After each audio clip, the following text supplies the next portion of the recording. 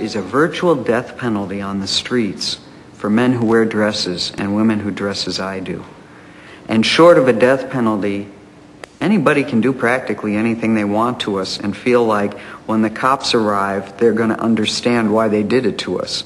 That's a tremendous injustice that's not rooted in any material reason for society to function smoothly, except in order to keep people divided, in order to keep deciding that what is natural has been declared to be unnatural. It's still a form of social control. Until 1974, the medical establishment treated lesbianism as a form of insanity. Sheila Gilhooly's story inspired the iconography for these sculptures, presented in an art exhibition entitled Still Sane.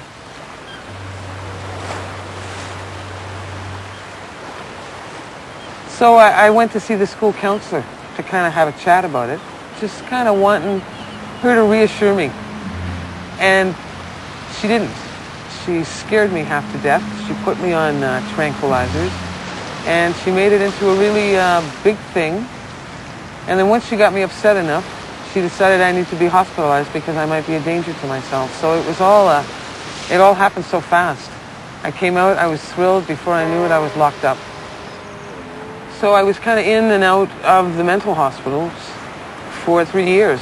In all of them, they either directly or indirectly tried to fix me. They focused on wanting me to behave more like a proper woman, i.e. be heterosexual.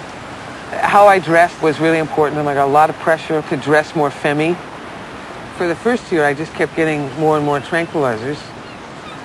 And finally, they sent me 500 miles from home to a place where they gave me shock treatments, and then everybody was totally afraid of me. First they made me into a freak, which took my confidence away. Then they fried my brains, which made me feel brain damaged, so I couldn't hold a job, I couldn't go back to school. You know, if I could change just one thing about the world, that's what I would change about the world. I mean, these definitions, who designed those boxes anyway? I know I'm not the only woman that doesn't fit into them. We need to examine questions that we can only examine between ourselves, and we need to always have that as a refuge because we live in a racist, sexist, homophobic, classist, anti-Semitic, ageist world. We need to be able to articulate ourselves at any moment in time within whatever self-definition we are operating in.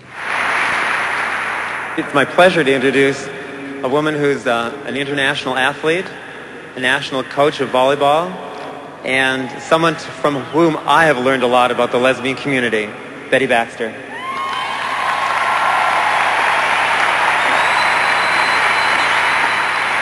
The reason I wanted to bring the third Gay Games to Vancouver was that I wanted my community to be a great place to live as a lesbian. I want it to be a place, and I still do, I want Vancouver to be a place where you can be open on the street with your lover, where you can be completely accepted into community institutions, into political life, into social life, into the business world here, no matter what your sexuality. And I felt to do that, we had to have tremendous public visibility.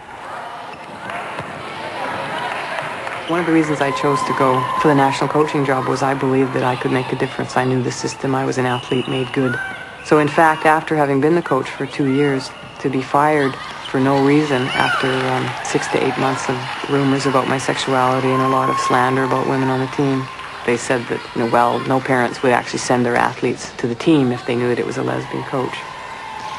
So I was discriminated against in that I lost a job, and I lost a job that had been the culmination of about 15 years of my life in the sport, and what I thought was a place where I could use my creativity to help other young women explore their potential in sport. The Gay Olympics have surprised some dykes with a challenge they didn't quite expect. I grew up a bookworm. I loved to read. I hated gym classes. I did not participate in organized sports. And it wasn't until I was 30 years old that I discovered bodybuilding.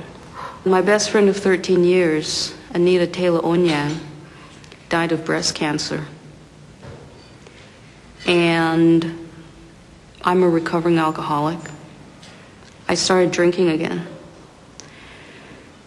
And I couldn't leave the house. I couldn't do anything except grieve.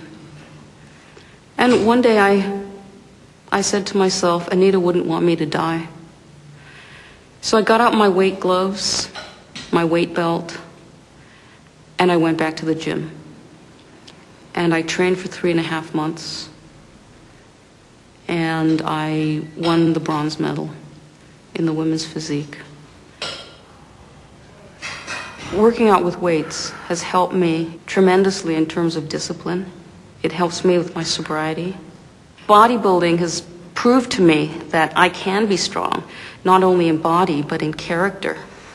There's also a way in which training with weights unites all of my parts, the physical, mental, spiritual, and psychic parts of me.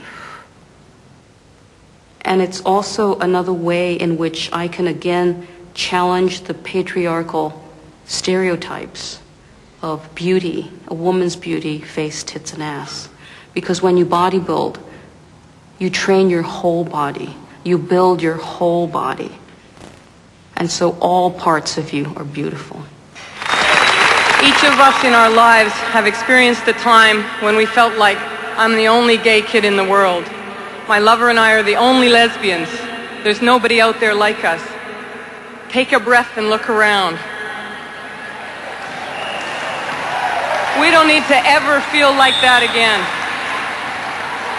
And if you're ever in a situation in the future where you're isolated on your job or you're isolated in your community, hold on to this picture you've got tonight, because that's what this movement's about, and that's what's going to happen in 4 more years, and in 4 more years, and in 4 more years.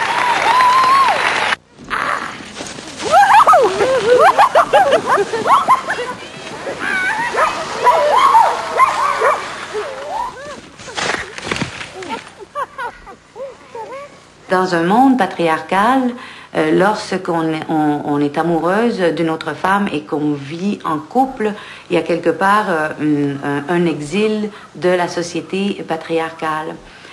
Mais c'est un étrange exil parce qu'il n'y a jamais eu de pays réel dans le patriarcat. Mais il y a comme, on est ailleurs, en quelque sorte, on se retrouve ailleurs. Et dans cet ailleurs, il faut tout inventer.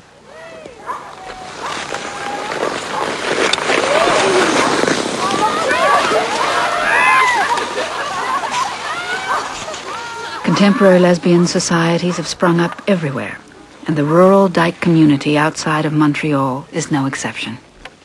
Le désir lesbien est une force qui nous ramène à ce qui est essentiel en nous, dans la mesure où on retrouve à travers une autre femme et avec une autre femme cet essentiel qui serait du féminin, mais d'une énergie qui nous met en quelque sorte en orbite vers un projet, vers une réalisation de soi. Là où le désir lesbien est important, c'est que lorsqu'on désire, on rêve, on fantasme, on imagine.